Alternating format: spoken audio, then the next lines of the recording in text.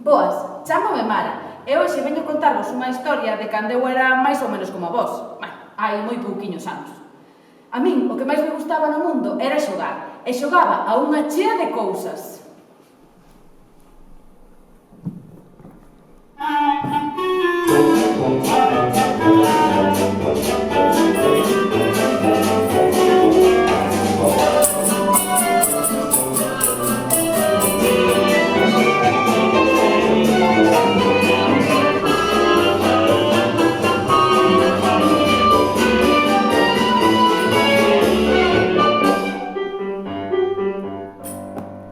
Estou aquí na habitación da casa da avoa. O que lle gusta a miña avoa é escribir na súa máquina de escribir. Mirade, fai así.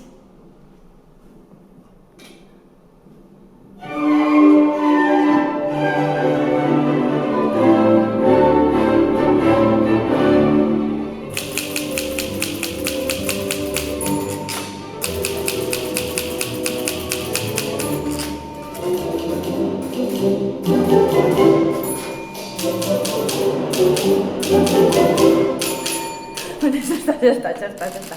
Vou deixar todo como está, porque a avoa non lle gusta que anden as súas cousas sin permiso. Bueno, e a min tampouco. Estou segura que a vos tampouco, a que non? Cantos ou cantas de vos tedes aquí 5 ou 6 anos? A ver, levantade a man. Pois, imaginade que xa non podedes volver á escola, porque imaginade que tedes que quedar na casa para facer a comida, para facer as camas, para ir cogando, todo traballar, A avoa di que o mellor que aprendeu na escola foi a ler, e dende esas foi a súa grande paixón, e nunca deixou de descubrir historias. Agora que se xubilou, o que fai é escribir na súa máquina, e escribe historias onde as mulleres son protagonistas. Pois aquí estou coa avoa. Ven a recollerme entón á escola, se fai bo tempo. Paramos no parque, monto no columpio, escalo polas cordas, atraveso a ponte movediza e baixo pola barra dos bombeiros. O rescate! O que máis me gusta a min é que pasamos por diante da tenda de xoguetes. Entón, chegamos ao escaparate e ese día eu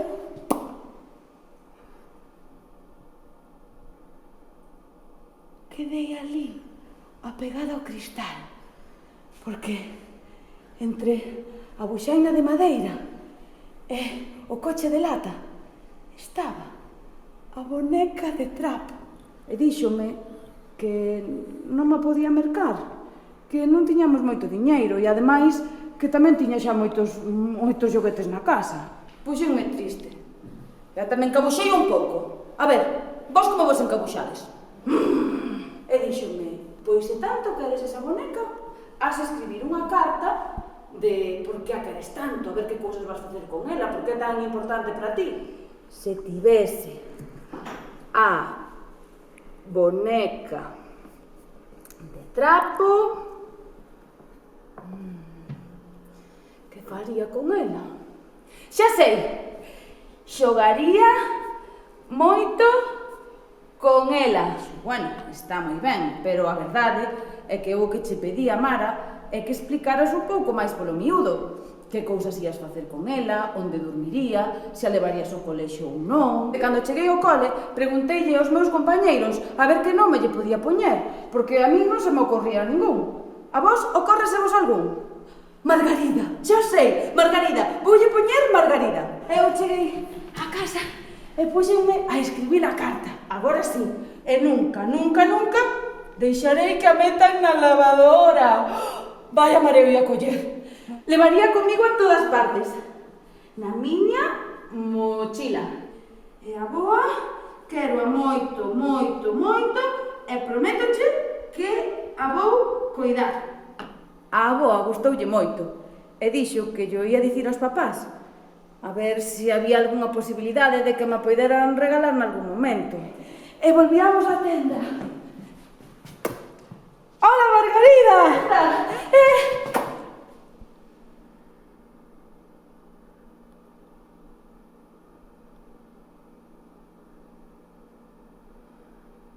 E non estaba Margarida. E volvemos camiñando cara a casa E a avó intentaba me convencer de que non pasaba nada, de que seguramente noutro momento pois podería ter outra boneca, pero é que eu quería a Margarida, non quería outra boneca.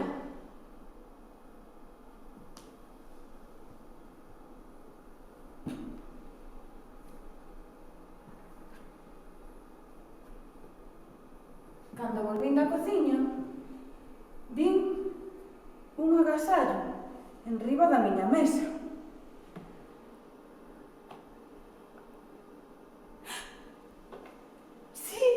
Sí que era Margarida, ca súa coroa.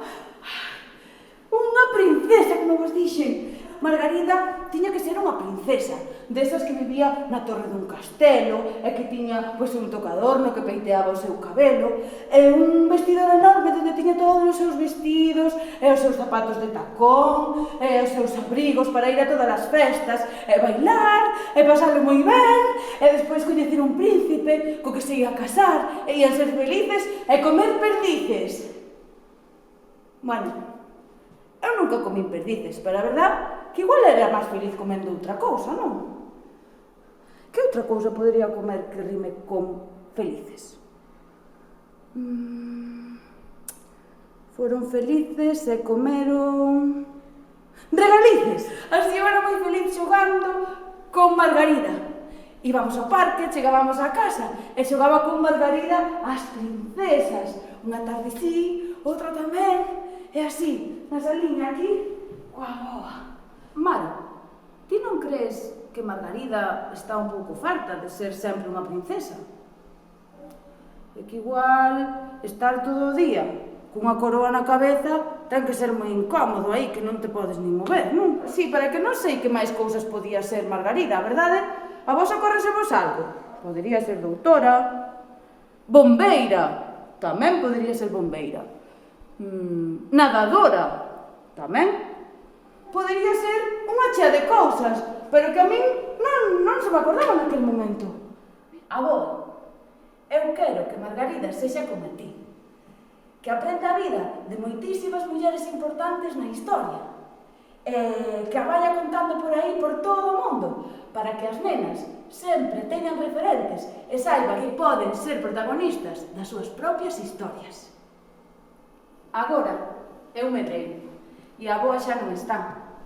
Eu sigo a conservar a boneca de trapo, así como as súas historias, mentres eu sigo a construir a miña.